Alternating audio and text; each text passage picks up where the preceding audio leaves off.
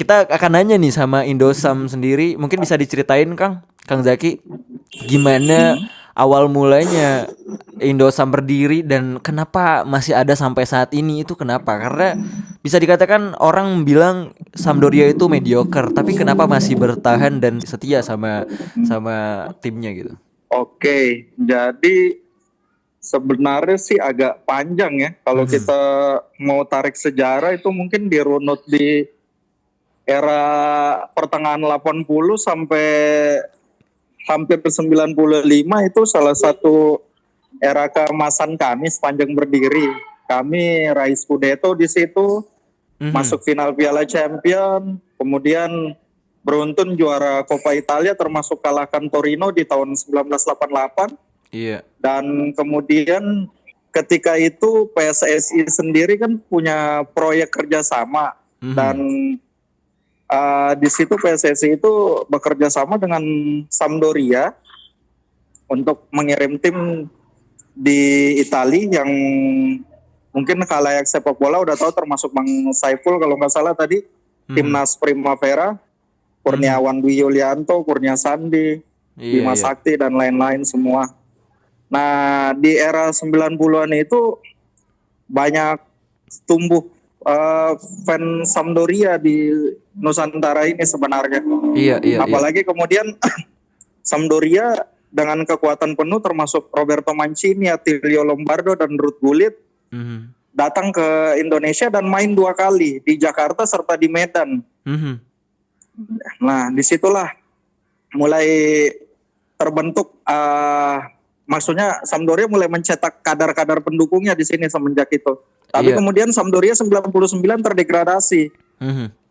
Lalu orang-orang yang masih setia ini kemudian mencari, masih tetap eksis, tapi kemudian untunglah karena kemajuan teknologi semuanya terselamatkan dengan hadirnya medsos-medsos ini.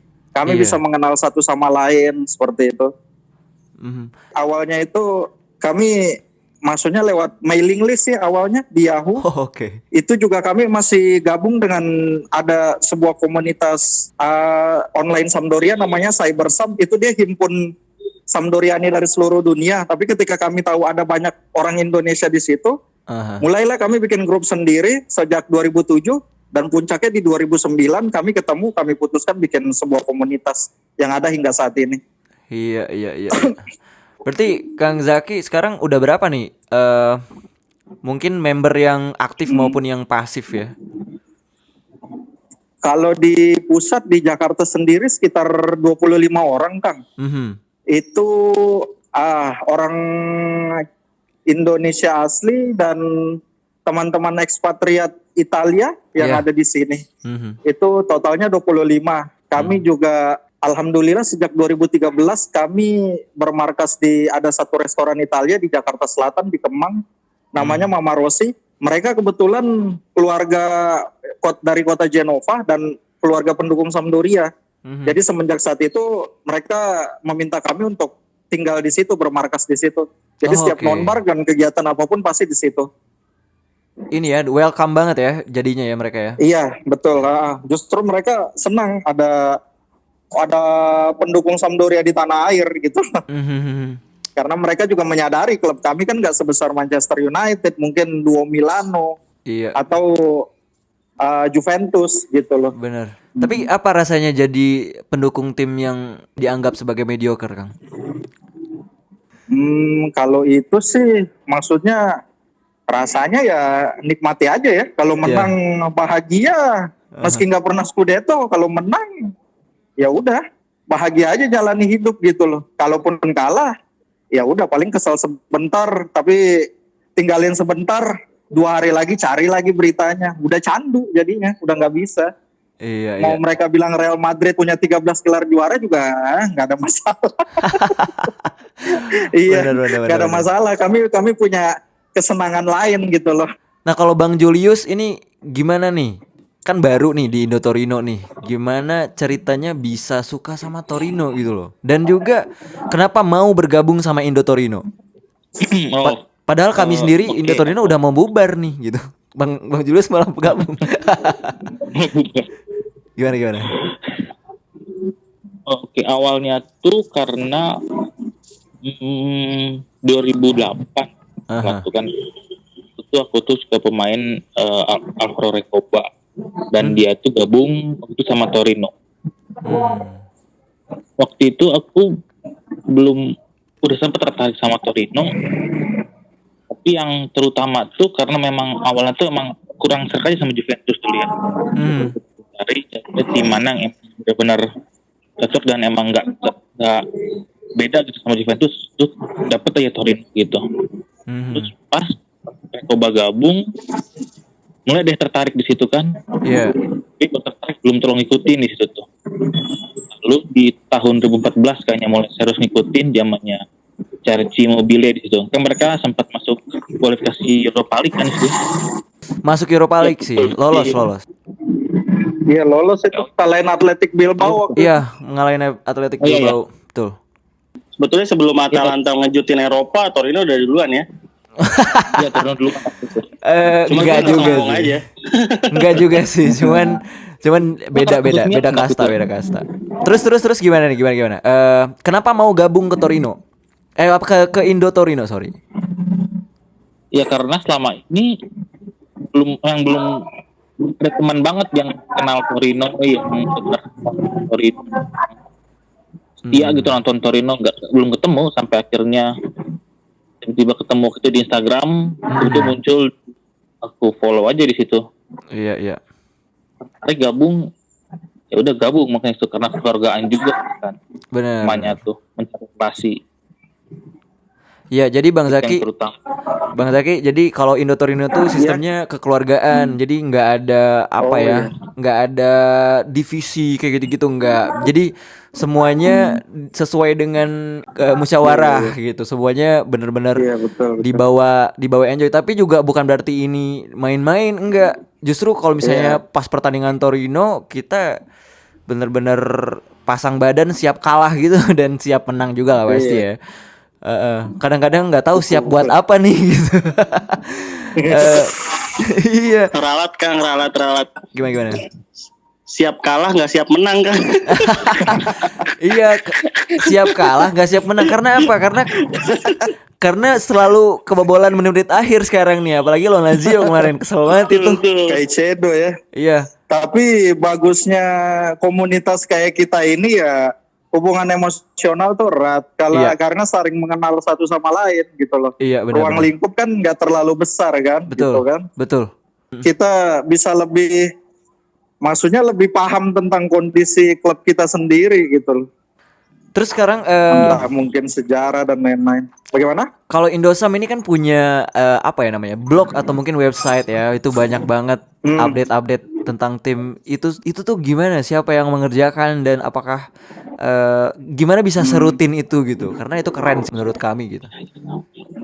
Kalau web memang ada teman juga yang mengerjakan yang menangani itu semua. Untuk medsos juga ada ini lain lagi, dan untuk web itu udah kita jalankan alhamdulillah udah 10 tahun sih kebetulan. Iya. Dari awalnya mungkin informasinya kelihatan remeh, sederhana gitu-gitu, tapi kami seiring berjalannya waktu 1 dekade ini kami belajar untuk terus memperbaiki tampilannya gitu loh. Iya. Meski mungkin kayak Kang Ferry bilang tadi mungkin sedikit, tapi kita juga nggak main-main gitu loh. Bener Karena banget. ini memang kita mau tunjukin diri ya, memang kami ada, inilah kami, eksistensi kami bukan cuman ada beberapa klub mediocre yang tiba-tiba muncul namanya tapi akun doang nggak ada orangnya kan, dan ketika klub mediocre itu balik lagi ke mediokritasnya, akun itu hilang tiba-tiba nggak aktif lagi. Bener banget, itu banyak. Itu banyak. Oke, untuk Kang Saiful ngelihat Indosam sendiri gimana? Kang Saiful ngelihat Indosam kan mungkin main Twitter nih. Gimana nih? Kalau saya sih cukup menarik ya Kang. Karena saya lihat di medsos terutama Twitter itu, Indosam itu cukup aktif dan salah satu fans club tim mediocre yang cukup besar ya menurut saya. Iya, besar namanya ya. Betul. Ya itu juga kalau saya lihat juga orang-orangnya juga militan sekali ya kalau dilihat Iya. di medsos tersebut. Nah, saya juga mau tanya Kang Fer ke Bang Zaki. Gimana? Caranya biar bisa menjadi fans club yang seperti Indosam tuh gimana gitu? Ya ikut Indosam dong, nggak usah gabung Torino. Ya enggak, maksudnya biar menjadi contoh. Ya, Ayo lo Kang Saiful. Ayo lo Kang Saiful. gimana? Gimana Bang Zaki gimana? Saya Atalanta kok. Kang. Oke. Atalanta. Jadi kalau itu sih mungkin alhamdulillah aja Mas Saiful, kami dipertemukan yang maha kuasa dengan orang-orang yang memiliki hobi yang sama dan punya militansi yang sama juga, Mas. Itu mungkin yang jadi modal dasar kami sih. Kalau misalnya teman-teman Indo Torino, saya lihat juga tadi di grup saya lihat udah ada 15, saya pikir itu juga bisa jadi suatu modal kan sebenarnya. Kalau mungkin ada yang mungkin domisilinya tinggal bersamaan, misal kayak Kang Ferry di Bandung punya, ada teman-teman Granata lainnya di ini, kalau misal cuma 2 atau 3 tapi punya waktu untuk nonton cuma 3 orang, it's okay. Maksudnya coba dari hal-hal kecil kayak begitu aja gitu loh. Dan kalau kami sendiri selain itu juga tambahannya blessing berkah lainnya dari Yang Maha Kuasa buat kami, mungkin karena dulu Sampdoria pernah kerjasama dengan PSSI itu, Mas. Yang tadi Mas bilang saudaranya Mas Kurus Kurniawan Dwi Yulianto di proyek Primavera itu. Jadinya maksudnya itu yang bikin kayak Sampdoria itu punya ikatan sejarah dengan negeri ini, meski jauh antara semenanjung Itali dan Nusantara ya gitu. Jadi itu bikin ada suatu ikatan yang bikin maksudnya ada orang-orang yang meski sudah punya klub lain tapi tetap menganggap secara tradisional saya punya ini Sampdoria juga karena ini klub ini pernah punya ikatan dengan tanah air gitu loh.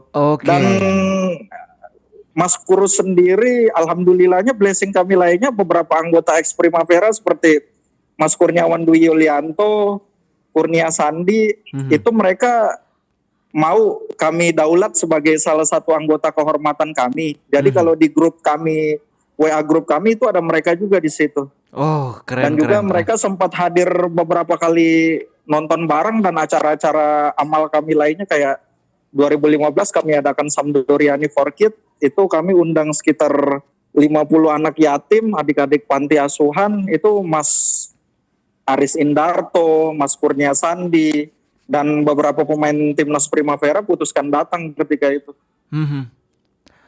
Dan yang itu sih kira-kira keren Mas Zaki. Jadi yang saya pelajari gini ya, Bang Saiful ya, bahwa pentingnya untuk memberikan value terhadap komunitas itu sendiri gitu. Dan saya ngelihat itu ada di dalam diri Indosam gitu. Jadi value-nya seperti misalnya mereka mengadakan ya bakti sosial mungkin ya, mengundang anak yatim seperti itu. Dan itu menurut saya value yang di luar sepak bola tapi sangat memberikan energi positif mungkin untuk komunitas kita gitu. Jadi menjadi berkah gitu. Widih, gokil juga ya ngobrol-ngobrol nih dari tadi. Iya, jadi kalau kita tuh Mas Zaki ya, jujur masih belajar karena kita baru lahir di tahun 2014. Tapi baru saja diresmikan oleh Toro Club di pusat di Torino dan juga diakui oleh klub. Selamat ya. Itu sesuatu hal. Maksudnya jadi nilai tambah tuh Kang Ferry dan teman-teman semua, Mas Julius, Mas Saiful dan lain. Maksudnya itu yang bisa dimaksimalin. Kami ini ada gitu loh. Dan kami bukan yang kayak saya bilang tadi fenomena tiba-tiba muncul fenomena ada akun klub mediocre, tapi ketika klubnya itu balik lagi ke itu, orang-orang itu udah nggak ada gitu. Itu kadang-kadang yang bikin orang-orang di Nusantara ini sering meledek kita kalau ini dipikir kita sama kayak begitu. Tiba-tiba ini kok ada ininya. Padahal memang kita suka klub itu dari lama, tapi karena ada beberapa oknum-oknum seperti itu, dipikir kita ngedompleng gitu jadinya kan. Ketika klubnya lagi bagus, ada akunnya, tapi ketika dia balik ke mediokritasnya lagi atau degradasi dan lainnya udah nggak muncul gitu-gitu. Iya. Benar banget. Jadi banyak banget akun-akun yang tiba-tiba ada mengakui diri sebagai fans club semenjana gitu ya, tapi ternyata Betul. ya tiba-tiba hilang. Itu sih memang ya menjadi jamur sih di sosmed. Cuman ya kita sendiri Iya. itulah berusaha untuk konsisten. Indosam juga sangat menginspirasi kami nih sejauh ini nih.